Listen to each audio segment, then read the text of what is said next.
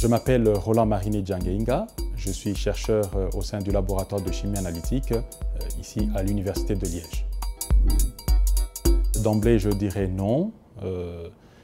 Une étude menée par la FDA, la Food and Drug Administration, a démontré qu'au niveau mondial, la part des médicaments falsifiés et contrefaits, elle est de 10 à 15%. Et ce commerce est vraiment juteux. Et d'après ce que l'OMS a même publié, ce commerce donc représente 6 à 20 000% de bénéfices, ce qui est énorme, et ce qui est démontré aussi au niveau du commerce qui est 25 fois plus rentable que le commerce de la drogue. Pour lutter contre ces faussaires et notamment contre les mauvais médicaments, il y a plusieurs possibilités qui peuvent être mises en place. Premièrement, c'est de renforcer la traçabilité du médicament même, partant de tout son circuit légal, via notamment l'acquisition de matières premières, la fabrication, la distribution et l'utilisation auprès des patients.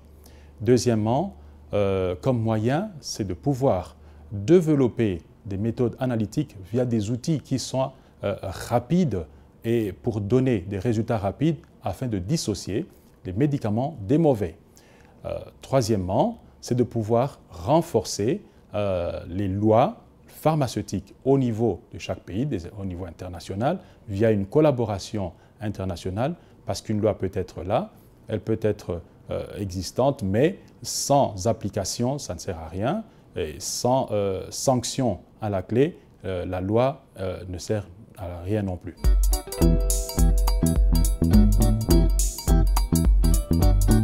Donc je tiens d'abord à préciser qu'ici en Belgique, le circuit du médicament est bien protégé, partant de l'achat de matières premières, la fabrication auprès des industries, la distribution auprès des grossistes, ainsi que l'utilisation auprès des patients, contrôlé par des laboratoires agréés par l'Agence fédérale du médicament.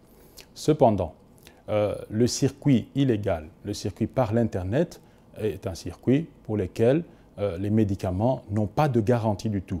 Or, un Européen sur 5 recourt à ce circuit-là. Alors, pour revenir dans le contexte de médicaments dans les officines, au niveau européen, la proportion est vraiment inférieure, moins de 1%. Par contre, cette proportion, quand on va dans des pays où le contrôle est peu rigoureux ou voire inexistant, cette proportion-là augmente. On arrive à des chiffres de l'ordre de 30% dans certaines régions d'Afrique, principalement en Afrique centrale, voire même 80%.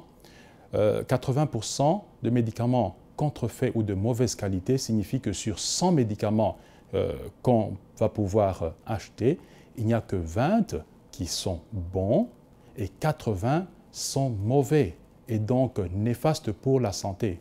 Et dès lors que cela est néfaste pour la santé, ça pose un réel problème, non seulement socio-économique, mais aussi de santé publique.